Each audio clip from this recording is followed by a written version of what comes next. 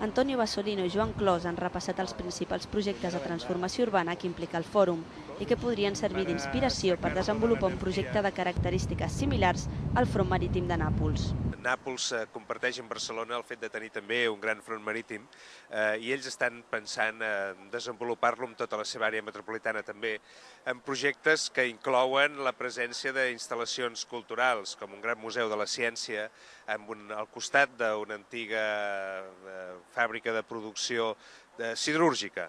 I jo crec que hi ha elements que poden ser molt interessants per mirar de nosaltres observar la seva transformació i pel que veig ells també molt interessats en observar la nostra.